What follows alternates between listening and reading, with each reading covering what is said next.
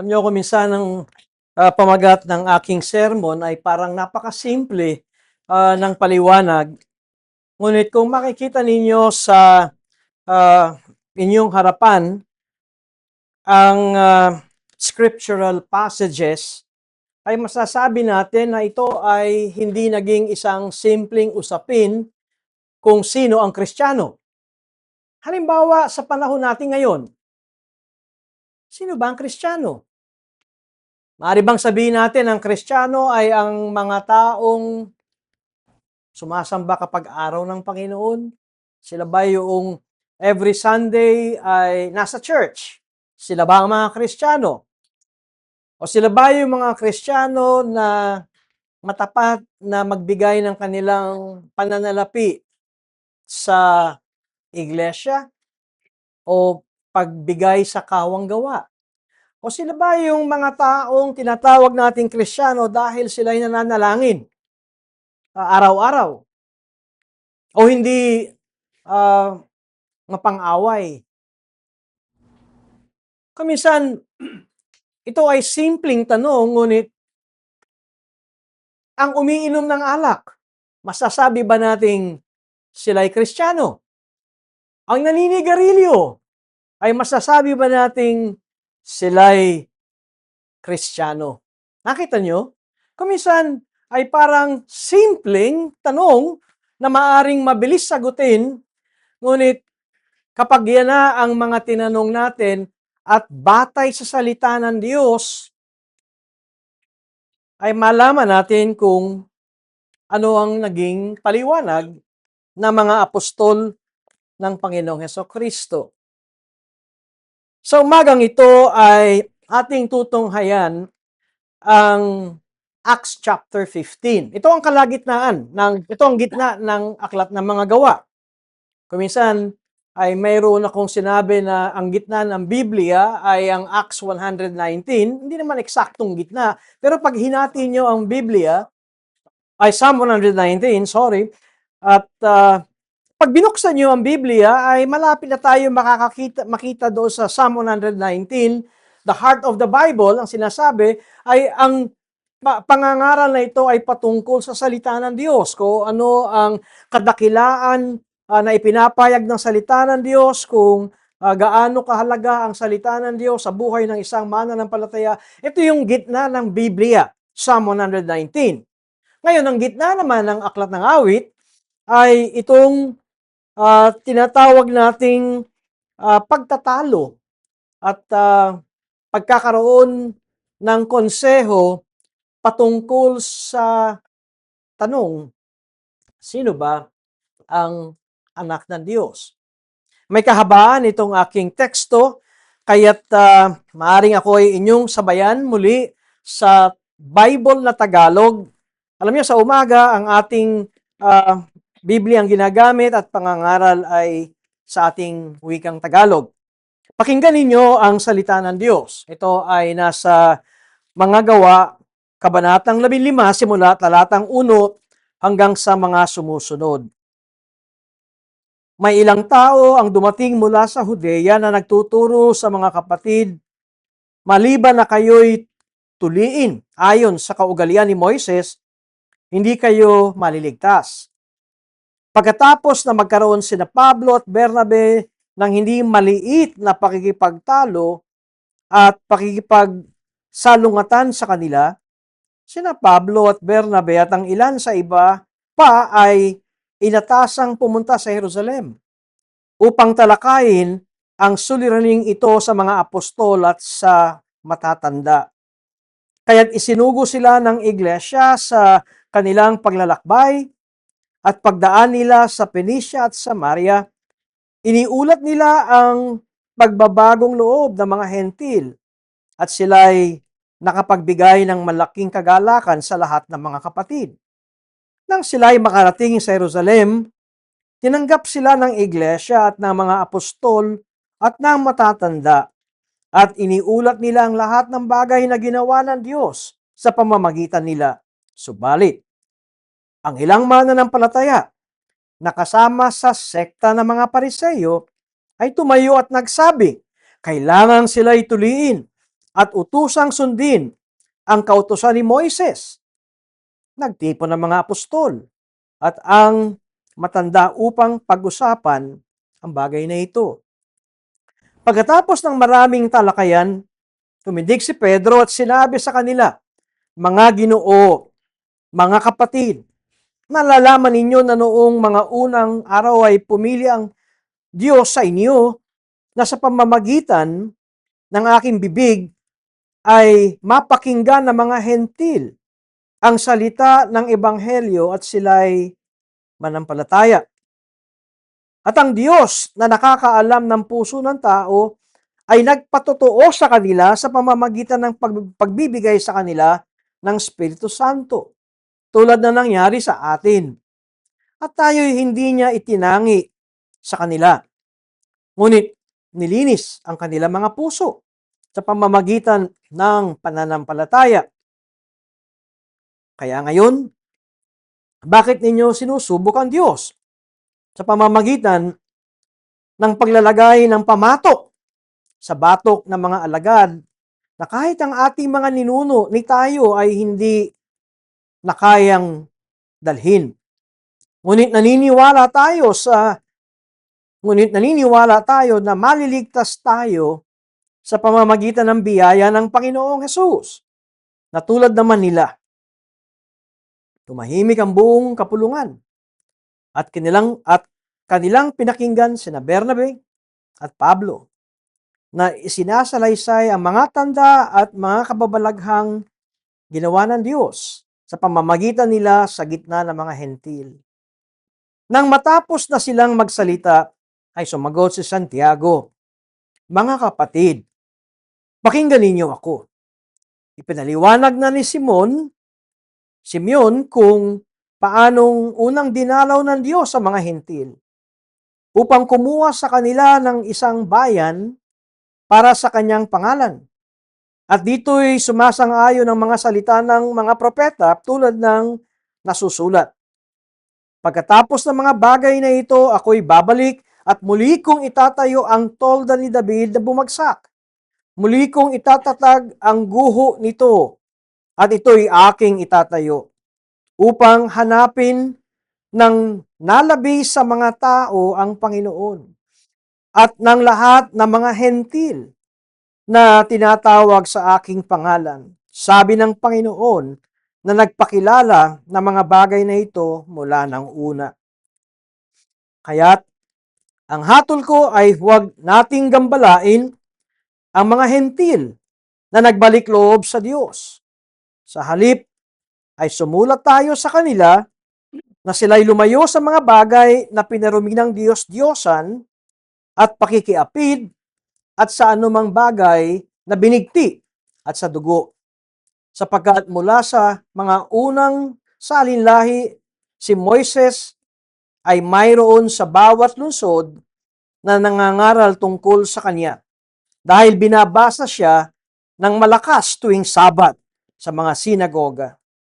Na magkagayoy, minabuti ng mga apostol at ng matanda, pati ng buong iglesia na pumili ng kalalakihan mula sa kanilang bilang at isugo sa Antioquia na kasama ni na Pablo at Bernabe.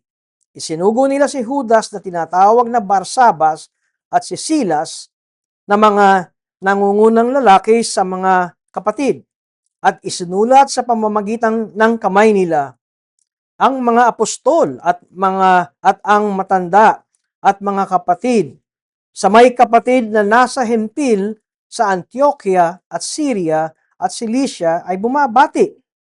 Nyamang aming nabalitaan na ang ilang tao mula sa amin ay nagsabi ng mga bagay upang bagabagin kayo at ginugulo ang inyong mga isip, gayong hindi namin sila binigyan ng tagubilin, ay may pagkakaisa naming ipinasya na humirang ng mga lalaki at isugo sila sa inyo na kasama ng aming mga minamahal na sina Bernabe at Pablo na mga lalaking nagsuong ng kanilang mga buhay sa panganib, alang-alang sa Panginoon, sa pangalan ng ating Panginoong Jesucristo.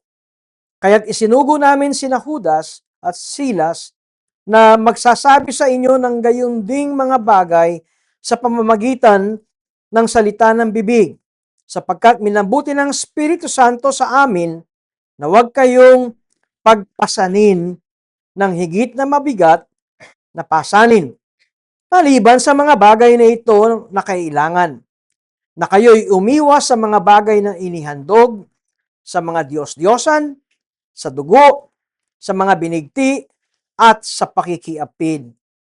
Kung kayo'y iiwas sa mga bagay na ito, ay ikabubuti ninyo paalam.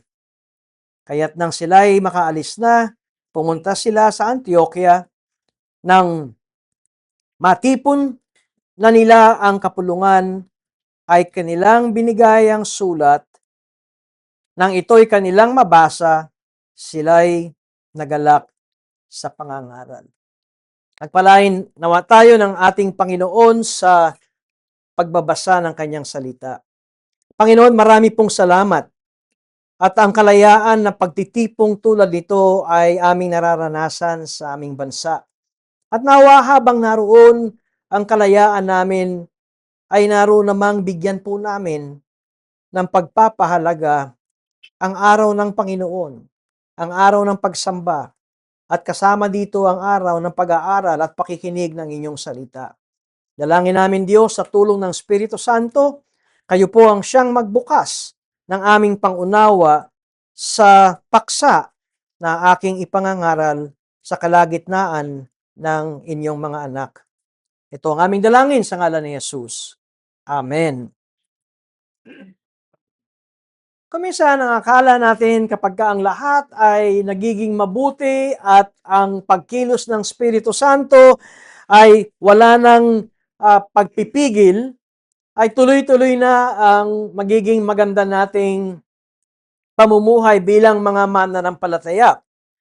At tulad nung pangyayaring ito, kung aatras lamang tayong saglit sa Acts chapter 14, at dito sa may talatang 27, Acts 14 verse 27, sinasabi rito, nang sila'y dumating, tinipon nila ang iglesia at iniulat ang lahat ng mga bagay na ginawa ng Diyos sa pamamagitan nila at kung paanong binuksan niya para sa mga hentil ang pinto ng pananampalataya.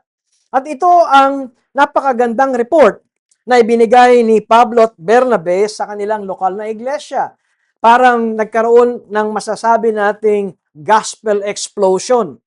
Ngunit ito ang diablo at naghihintay lamang ng tiyempo at pagkakataon na sila'y guluhin.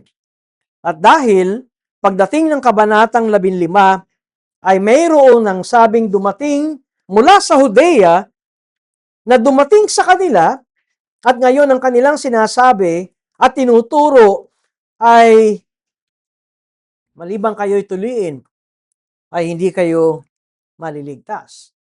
Ngayon, si Pablo, ang apostol na nangangaral ng tinatawag nating free grace, na ang kaligtasan ay sa biyaya lamang.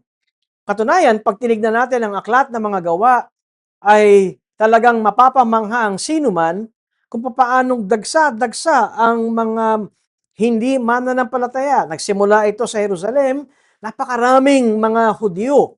At ang relihiyon ng Hudyo ay Judaismo, napakarami ang sumasama sa pagtitipon ng tinatawag na mga sumusunod sa turo ng Panginoong Hesus o yung the way, ang daan. At di na mabilang ang dami ng mga mananampalataya.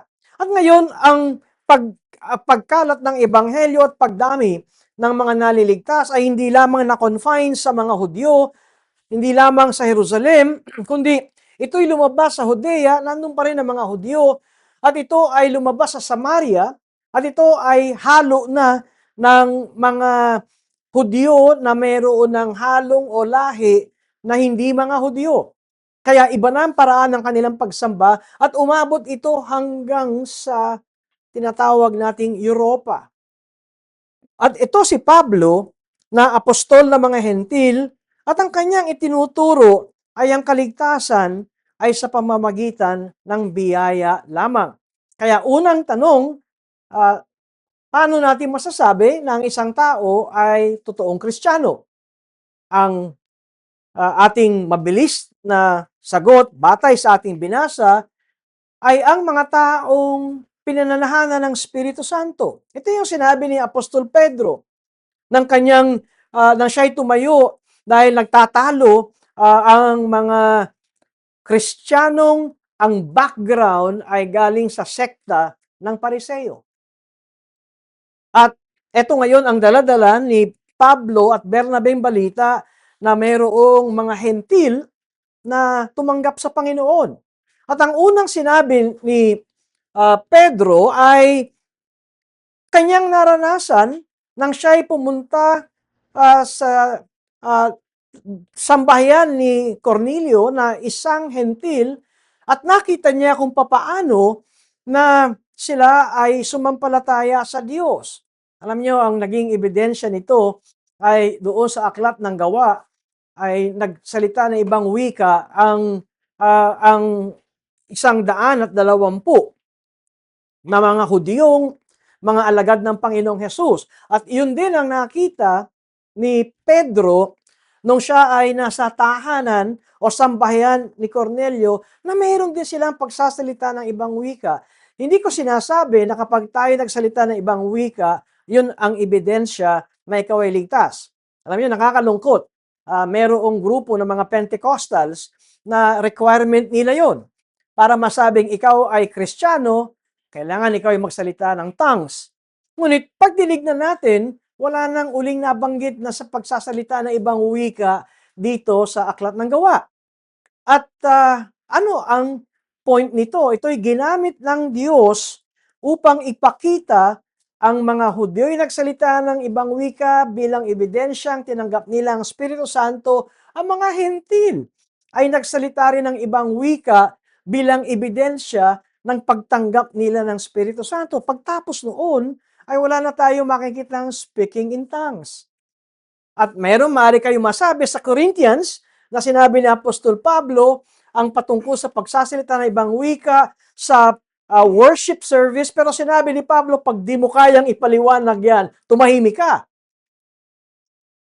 Ibig sabihin, sa church, gathering, ang mainam ay naiintindihan nating lahat ang mga naririnig natin na pagpapahayag. Bagat kung hindi natin naririnig o nauunawaan, meron tayong naririnig, anong saysay nito para sa ating paglago at pagkakilala sa Diyos. Kaya ito ang naging unang paghamon sa unang Kristiyano. Merong mga nagsasabi na sila ay galing sa Judea. Alam nyo, meron na rin silang sinasabing aprobado kami ng mga apostol sa Jerusalem. Kaya't mahirap na ito ay agad-agad na masabing hindi kami naniniwala sa inyo dahil wala pa namang cellphone nung araw. Ngayon, isang text lang eh. Apostol Pedro, kilala nyo ba ito? O ilalive ko pa. O ayan, o. Tingnan nyo yung mga mukha. Hindi ganoon nung araw. Kaya't sila'y babiyahe. At para talagang puntahan ang mga apostol, matatanda at isang guni itong issue na ito. Sino ba ang kumokontra? Sino ba ang nagsasabing kinakailangan kayong tuliin? Ang mga galing sa Judea at nung pumunta si Pablo at si Bernabe, ang sabi, sila'y winelcome ng church, sila'y winelcome ng mga apostles, sila'y winelcome ng mga elders, pero sila rin ay inaasahan at binabantayan at handa na ang mga sekta ng Pariseo na na-born again. Pag nakita natin ang kwentong ito, ay sila'y mga born again kasi sila'y kabilang sa iglesia ng Jerusalem. Okay? Kaya hindi sila yung mga Pariseyong sinabi ni Jesus na mga ulupong. Iba yon. Ito yung mga Pariseyo na nagpahayag ng kanilang pananampalataya.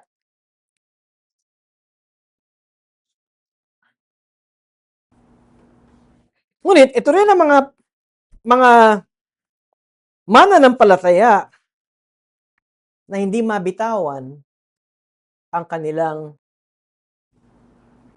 pinanghahawakan na practices at paniniwala ng mga Pariseo.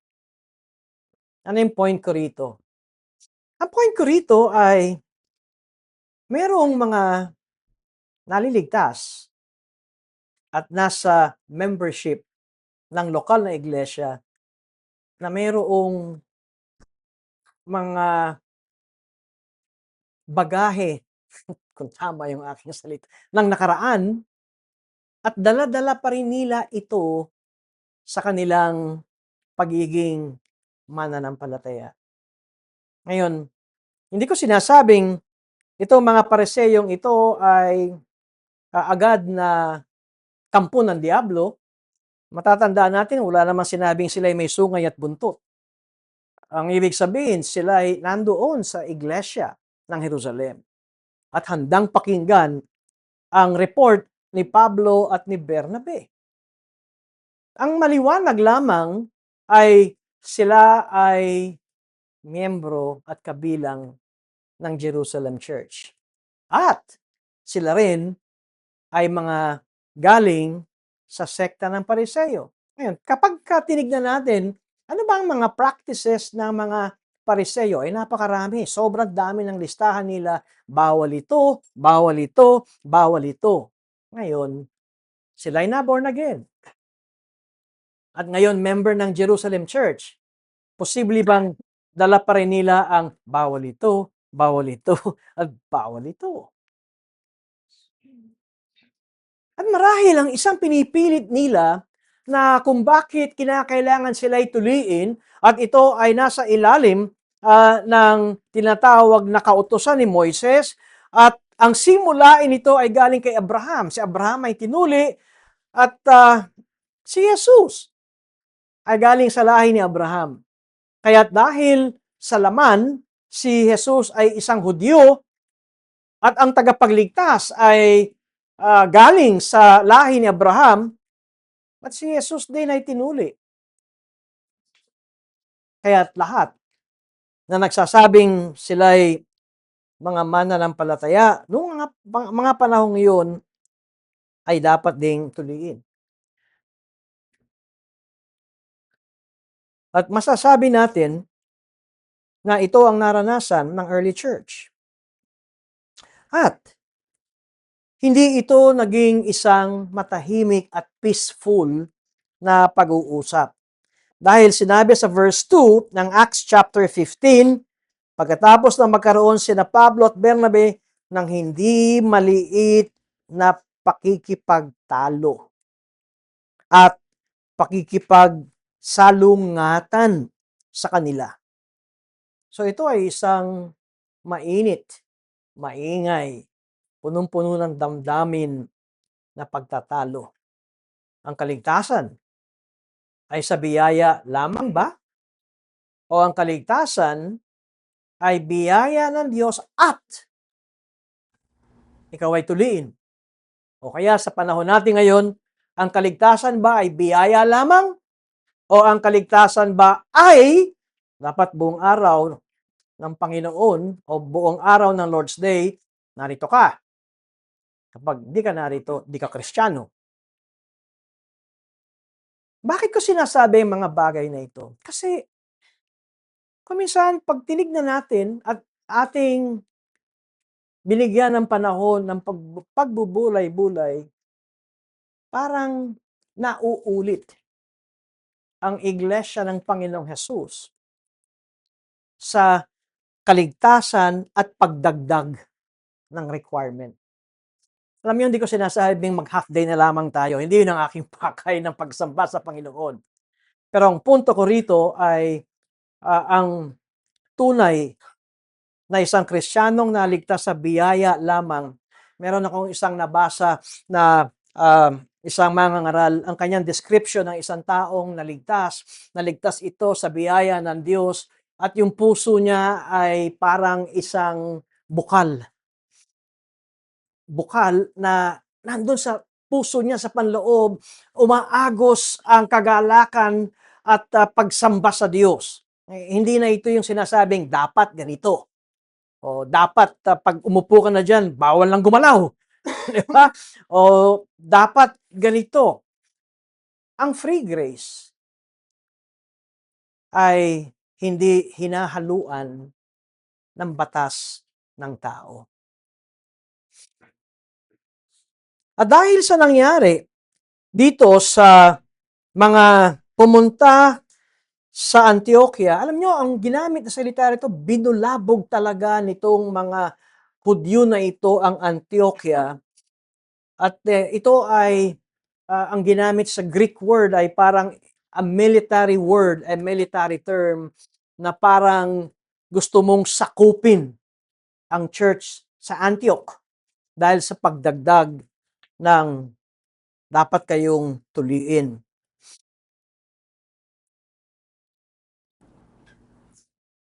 At ng Acts 15, yun ang version na gustong ituro ng mga mangangaral, free grace plus circumcision. Ang version natin ngayon ay free grace plus, kayo na magdagdag, fill in the blanks. Pero ang ginagawa talaga ng mga Hudyo na galing sa sekta ng Pariseo, ang ginagawa nila ay sila ay maging disipulo o maging Jewish proselyte. Hindi nila ginagawa o balak na sila ay maging Kristiyano. Maaring hindi nila napapansin kasi ang gusto nila ay kung ano ang kanilang nakagisnan, plus sila ay ngayon Kristiyano, ay ang mga hentil ay gayon din ang makita sa kanila.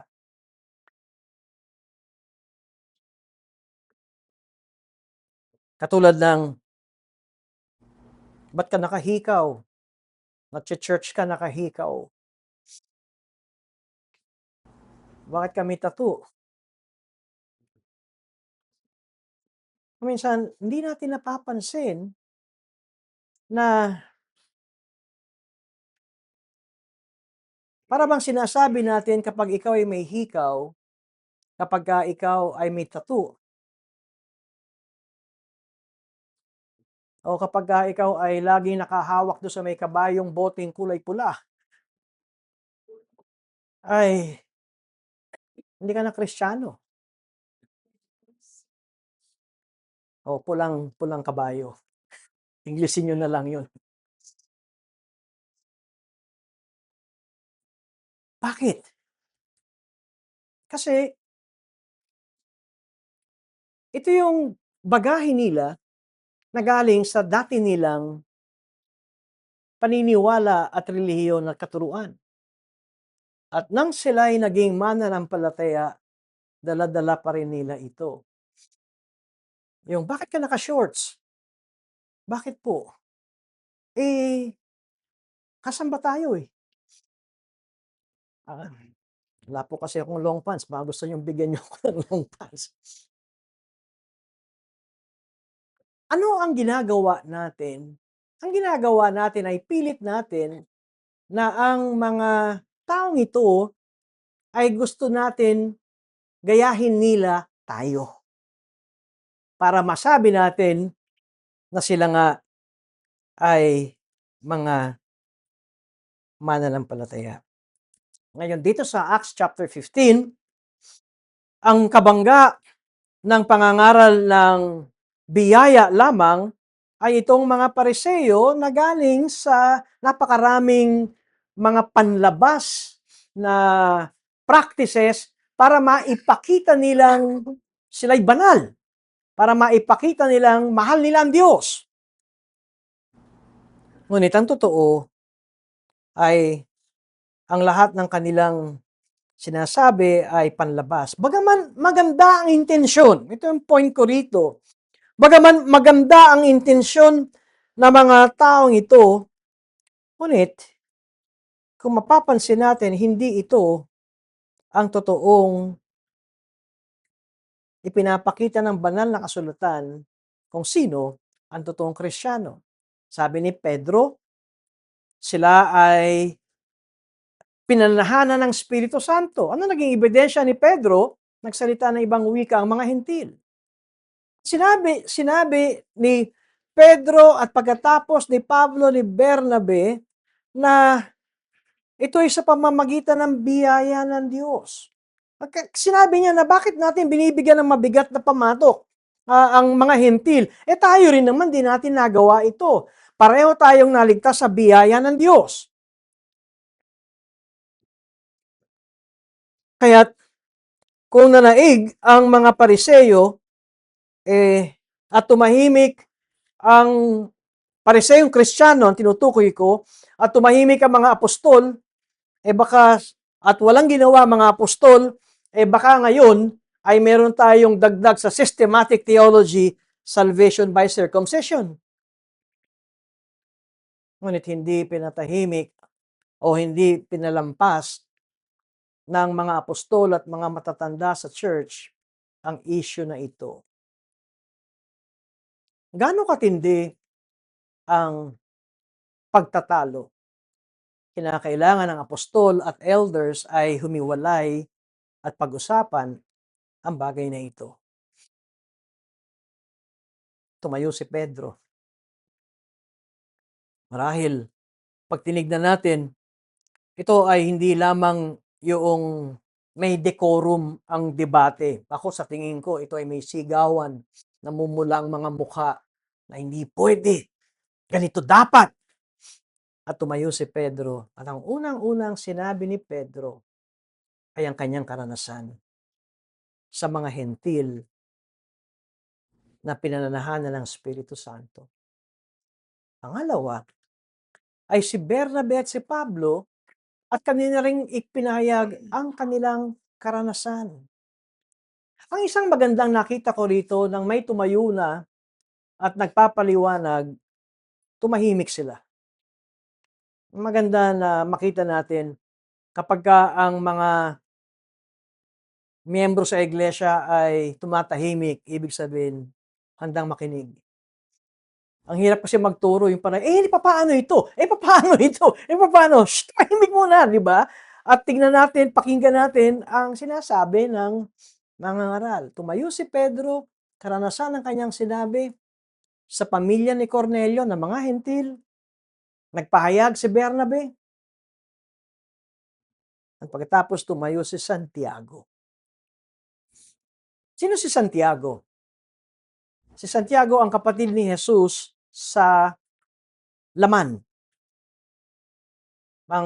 Sa tradition, siya yung tinatawag na James the Just. Sa tradition, si Santiago ay talagang masasabing isang ulirang Hudyong Kristiyano. Alam niyo ba, ayon sa tradition, nung si Santiago ay namatay at nung nililinisan yung kanyang bangkayeng katawan, yung kanyang tuhod ay para daw tuhod ng kamelyo. Dahil si Santiago ay kitang-kita ang kanyang piety, ang kabanalan, at ang kanyang prayer life ay talagang hindi matutumbasan nga ng ibang mga Kristiyano. He's a man of prayer. Para magkakalyo yung kanyang tuhod, ay talagang makikita natin ang posture ng kanyang prayer. At anong kanyang ginamit? Ang kanyang ginamit ay ang salita ng Diyos.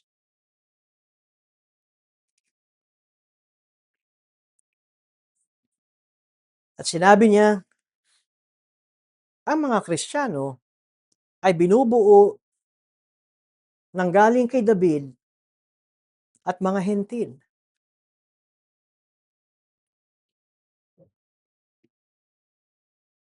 Ang isa sa sinabi ni Apostol Pedro nung siya'y tumayo, walang pinagkaiba tayo sa mga hentil.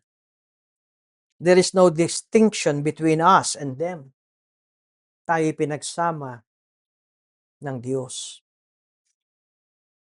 Ito ang sinabi ni Pedro sa talatang 7 hanggang sa may talatang 9, mga Ginoo, sabi niya, mga kapatid, nalalaman ninyo na noong mga unang araw ay pumili ang Diyos sa inyo na sa pamamagitan ng aking bibig ay mapakinggan ng mga hentil ang salita ng Ebanghelyo at sila'y manampalataya. Ang Kristiyano ay pinananahanan ng Espiritu Santo sa biyaya ng Diyos at sa pagsampalataya sa ipinangaral na Ebanghelyo. Hindi ka pwedeng maging Kristiyano nang walang pangangaral ng Ebanghelyo. Kaya't hindi pwedeng maging Kristiyano ang isang tao na pag tinanong, paano ka naging Kristiyano? Ewan ko. Feeling ko lang, Kristiyano ako. Merong preaching ng salita ng Diyos. At narito na ang pagkilos ng Espiritu Santo sa iyong buhay, maging ang pananampalataya mo. Bagamat tayo ang nananampalataya, pero ang sabi ni Pablo, maging yan ay galing sa Diyos. Kaya't nang tumayo si Pedro, ang sinasalaysay niya ay ang kanyang karanasan kay Cornelio. At pagkatapos ay kanyang sinabi dito sa puntong ito'y sa talatang 9, at tayo'y hindi niya itinangi sa kanila, kundi nilinis ang kanilang mga puso sa pamamagitan ng pananampalataya. Sino ang Kristiyano? Ang nilinis ng Diyos ng mga puso sa pamamagitan ng pananampalataya. Ang sinabi ni Pedro na there is no distinction, ibig sabihin kahit gaano ka katalino o mataas ang iyong pinag-aralan, o no read no write ang isang tao, o gaano ka kayaman, at ang isang tao ay napakahirap, pero sa kapulungan ng church, sa kapulungan ng mga mananampalataya, walang tinatangi ang Diyos, tayo ay kanyang mga anak. Tayong lahat na mga Kristiyano ay nakasumpong ng kapatawaran sa ating mga kasalanan. At lahat tayo ay masasabi nating tumanggap ng undeserved kindness of a forgiving God. Sa madalit salita, paano ka naging Kristiyano? Sa biyaya ng Diyos lamang. Marahil, ang isang dahilan kung bakit mayroong gustong tumayo at sabihin, gusto kong ipahayag ang aking pananampalataya. Gusto kong sabing ako'y kinahabagan ng Diyos. Sabi ng Kristiyano, totoo kaya? Hanggang ngayon ang bukang bibig mo, pera pa rin . Nakita niyo kung ba't sinasabi ko ang mga bagay na ito? Ay dahil nawawala sa atin na ang isang anak ng Diyos, kung bakit siya naging anak ng Diyos, ay dahil sa pagkilos ng Diyos sa kanyang buhay. Walang may pagmamalaki ang sinuman, pantay-pantay tayong makasalanan. At ito'y sa pamamagitan ng biyaya lamang. Matapos magsalita si Santiago, at matapos na ibigay ang kanyang pronouncement, bakit hindi si Pedro? Pag binabasa natin to, bakit si Santiago? Di ba ang leader ng mga apostol ay si Pedro? Ba't ngayon si Pedro ay nagdadagdag na lamang ng tibay kung sino ang mga dapat kilalaning Kristiyano? Well, si Pedro kasi ay misyonero na. Di ba siya na yung humahayo? Lumalabas na siya sa Jerusalem. Si James, si Santiago na, maaring masabi kong naging pastor ng church sa Jerusalem. Kaya siya yung may final say. At binigay niya ang kanyang pronouncement, at dito niya sinabi, kaya't ang hatol ko ay huwag nating gambalain ang mga hentil na nagbabalik loob sa Diyos. Huwag nating dagdagan pa ang ibang requirements. Sila ba'y handang magbalik loob sa Diyos?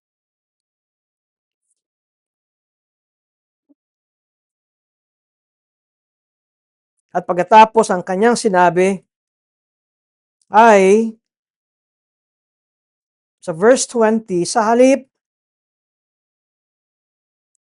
ay sumulat tayo sa kanila na sila'y lumayo sa mga bagay na pinarumi ng Diyos-Diyosan at pakikiapid at sa anumang bagay na binigti at sa dugo. Sapagkat mula sa unang salinlahi, si Moises ay mayroon sa bawat lungsod na nangangaral tungkol sa kanya dahil binabasa siya ng malakas tuwing Sabat sa mga sinagoga. Dalawa doon sa hatol ni Santiago ay patungkol sa pagkain. Ang isa ay fornication. Yun ang masasabi nating tatlong sinabi ni Santiago na lumayo sa mga bagay na pinarumi ng Diyos-Diyosan, lumayo sa mga anumang bagay na binigti at sa dugo, at lumayo sa fornication, sexual sexual immorality.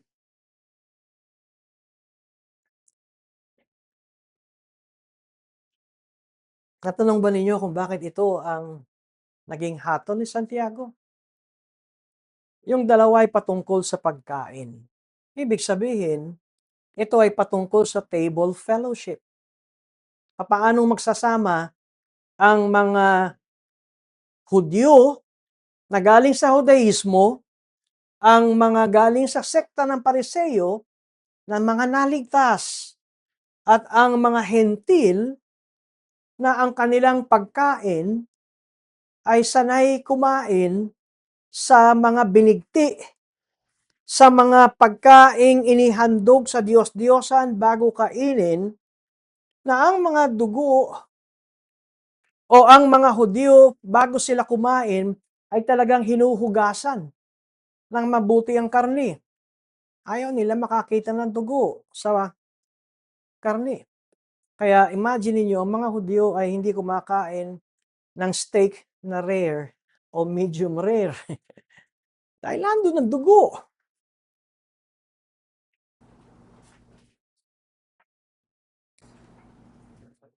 Ano itong sinasabi ni Santiago? Para sa mga dating Pariseo at dating sekta ng Judaismo na ngayon ay naging Kristiyano, ang kanyang sinasabi ay, lay off these new Gentile Christians. Do not trouble them. Sapat na sila ay nagbabalik loob sa Diyos. Ibig sabihin, yung pagsisisi nila sa Panginoon, yung pananampalataya nila sa Panginoong Yesukristo, sapat na yan. Huwag nyo nang dagdagan pa.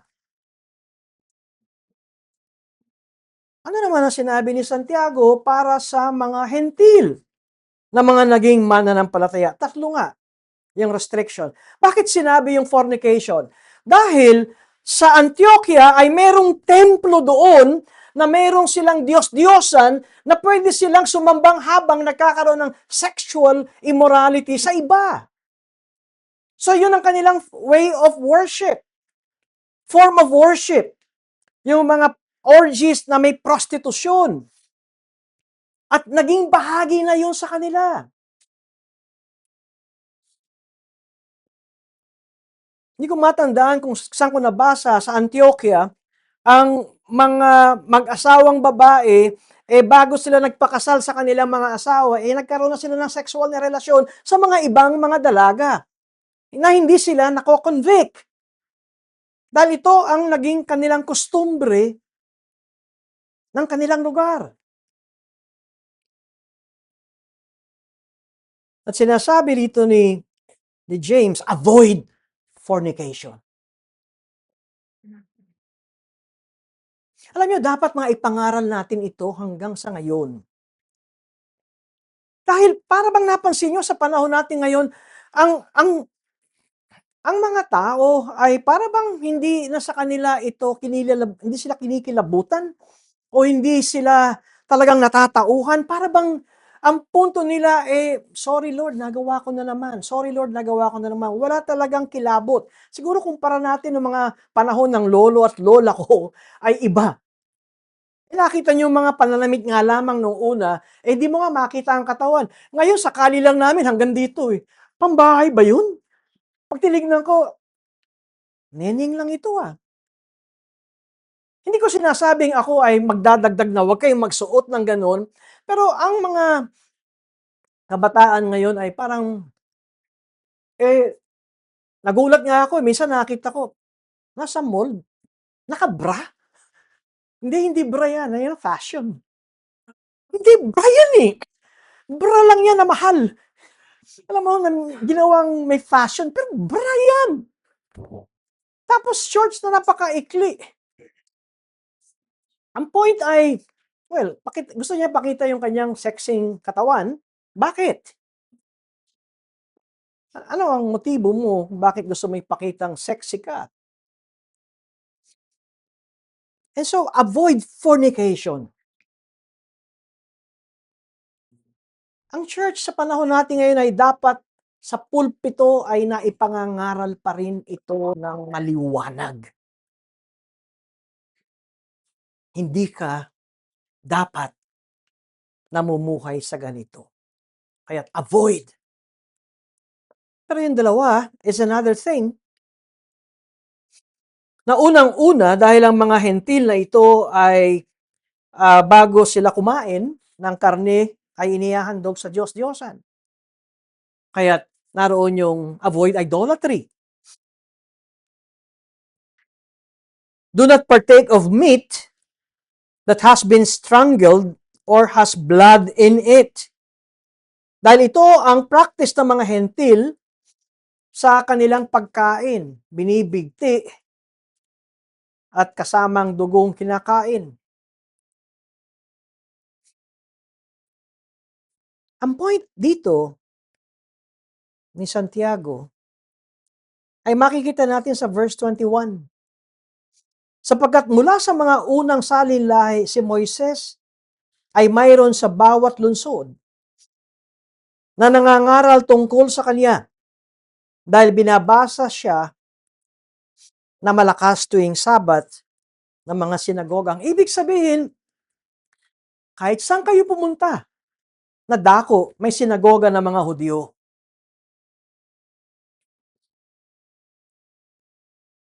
At dito ipinapakita ni Santiago ang kalagahan ng pagiging sensitive sa mga natitisod kapag ikaw ay kumakain ng dinuguan.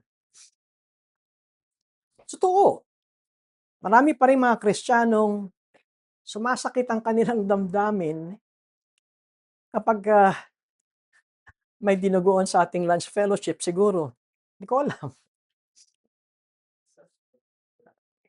Maging sensitibo tayo kung sinasabi mong, saan sa Bible na pwedeng manigarilyo? Saan sa Bible na pinagbabawal ang uminom ng alak?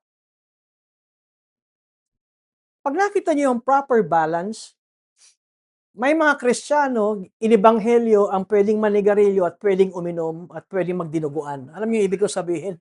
Inibanghelyo. Yun ang kanilang ipinaglalaban. Pwede to, pwede to, pwede to. Hindi to pinagbabawal ng Bible. Pero merong mga kapatid tayo na natitisod doon. And so, pinag-uusapan natin dito is stable fellowship. Paano pakitunguhan ang mga merong conviction na bawal yan. Halimbawa kung ang Muslim ay na-born again, bawal ang alak sa Muslim, diba? Bawal ang naninigarilyo sa Muslim, ang alam ko. Ang Buddhist, ay na-born again. Ang tingin kasi nila sa mga lahat ng ito ay evil. At pagkatapos, ikaw, Reformed Baptist, ay nandito. I do it for the glory of God. Merong isang sikat na mangangaral, I will smoke for the glory of God. Well, maaaring siya'y sikat na mangangaral, pero paano yung mga ibang mga members at Christian na hanggang hindi move on doon. At nasasaktan siya sa iyong liberty. And so, itong ginawa ni James, nakita nyo may wisdom kung papaano sinabi ni James kung paano kayo magsasama ng Hudyo na naging Kristiyano at mga Hentil na naging Kristiyano. And so, first, makita natin that those under grace, tayo mga ligtas, that we are not to make non-biblical requirements.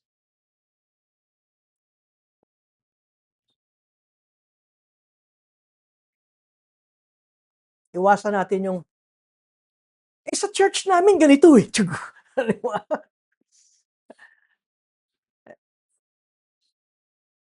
Yan ba ay maliwanag na sinasabi patungkol sa iyong kaligtasan?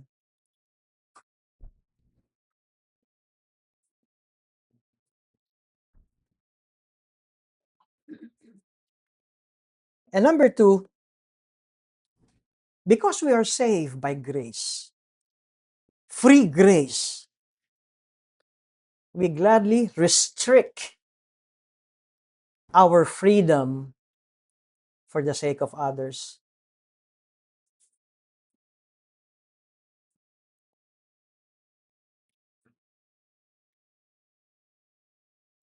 Matandaan niyo yung sinabi ni Apostol Pablo na siya ay sumulat sa mga taga-Korinto sa 1 Corinthians chapter 9. Kung kaya niyo akong sabayan ng mabilis, talatang 19 hanggang talatang 21, 1 Corinthians chapter 9 verses 19 to 21. Sapagkat bagaman malaya ako sa lahat ng mga tao, ay nagpapaalipin ako sa lahat upang higit na marami ang aking mahikayat. Sa mga Hudyo, ako ay nagiging gaya ng isang Hudyo upang mahikayat ko ang mga Hudyo. Sa mga nasa ilalim ng kautusan, ako ay naging gaya ng isang nasa ilalim ng kautusan, bagaman ako ay wala sa ilalim ng kautusan upang aking mahikayat ang mga nasa ilalim ng kautusan. Sa mga nasa labas ng kautusan, ako ay naging tulad sa walang kautusan. Bagamat hindi ako malaya mula sa kautusan sa Diyos, kundi nasa ilalim ng kautusan ni Kristo upang mahikayat ko ang mga nasa labas ng kautusan. At kung mapapansin natin, sa hatol ni Santiago, at nung ito'y dumating sa Antioquia, ay naging masaya ang iglesia. Ang isang makikita natin sa mga Kristiyano sa Antioquia, ng mga Hentil, ay naroon ang kanilang pagpapasakop sa hatol ng leadership at ng iglesia sa Jerusalem. Ang ibig sabihin, magmula ngayon, ay hindi na namin gagawin sa harapan ng Hudyo o ng mga brothers ang mga bagay na nakakatisod sa kanila. But on the other hand, ang pangangaral ng biyaya lamang ay hindi dapat kinokompromiso. Dahil sinabi ni Pablo, for it is by grace you have been saved through faith. And this not from yourselves, it is the gift of God, not by works, so that no one can boast. Hindi pinalampas ni James, ni Santiago ang abuse ng kanyang mga brothers in the faith. Kuminsan, kahit masakit sabihin at mahirap sabihin, hindi dapat natin tinotolerate ang mali.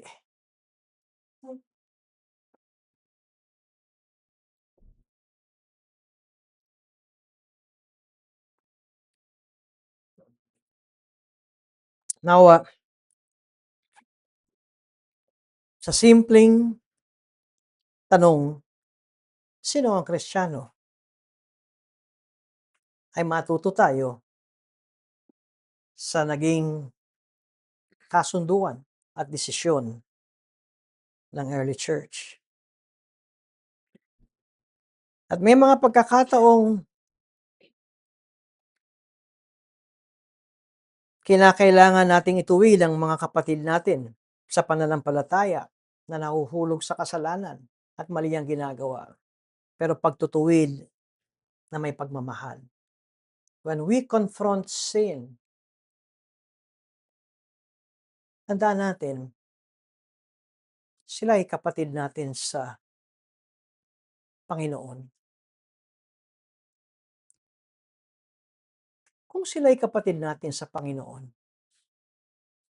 ang sabi ni Pablo, ang sino mang na kay Kristo ay isang bagong nilalang at pagkatapos wala nang paghahatol sa inyo.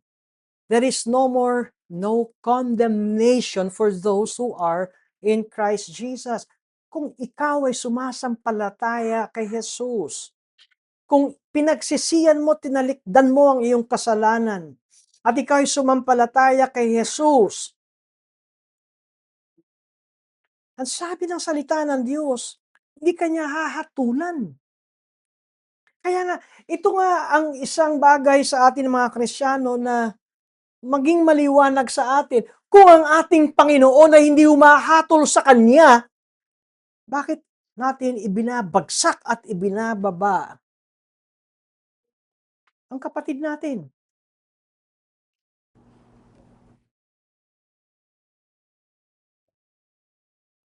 Nakita niyo kung paano magtuwid ang Panginoong Hesus? Nang kanyang nire-restore si Pedro. Di ba si Pedro yung tumakbo? Pagkatapos ng tumilaok yung manok, 3 beses niyang tinalikdan si Jesus. Anong sinabi ni Jesus nung nagtagpo uli sila? Ito, araw mo ngayon, Pedro. Lagot ka sa akin. Pero anong ginawa ni Jesus? Pedro, mahal mo ba ako? 3 times. Hindi sinabi ni Jesus, Pedro, duwag ka. Mali ka. Pedro, Peter, do you love me? Yes, Lord. Hindi sinabing, ba't ka tumakbo? Ang sabi ni Jesus, feed my sheep. Peter, the second time, the second question, do you love me? Yes, Lord.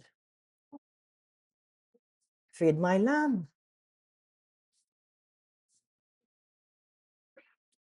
Posible ba ang isang Kristiyano ay mahulog sa karumal-dumal na kasalanan? Absolutely yes. With a resounding yes. Pero pag tinutuwid natin sila,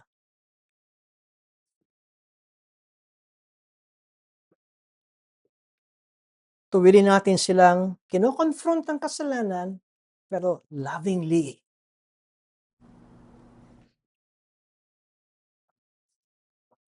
And then, an ongoing follow-ups. O kaya pagkakamusta during the time of healing. And the third time Christ asked Peter, do you love me, Peter? You know, Lord. You know, Lord. Kung siya ay Kristiyano, and if Christ, kung hindi kinokondena ni Kristo ang kanyang tupa, so should we.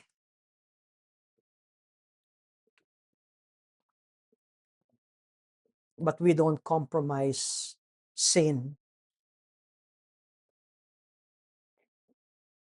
And when we handle brothers and sisters who failed o kaya bumagsak sa kasalanan, ang unang gusto kong tayo mapalalahanan, hindi siya kinundena ni Kristo,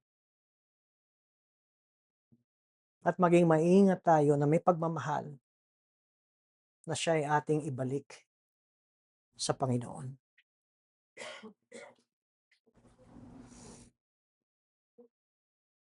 Let's pray. Nawa, Panginoon, ang kasaysayan ng early church ay magbigay sa amin ng maliwanag na pagpapaalala. Maibalik kami sa biblical definition of who a Christian is. At maging maingat din kami sa kalayaan na binigay niyo sa amin. Na huwag po namin ipambandera ang kalayaang binigay niyo sa amin, at maging sensitibo rin kami sa kahinaan ng ibang mga kapatid namin. At kami rin ay inyong mapalalahanan doon sa dala-dala pa ang mga ibang bawal yun, bawal yun, bawal yun. Naway makita namin ang dahilan kung bakit kami naging Kristiyano ay dahil sa inyong biyaya lamang. Salamat po sa inyong salita.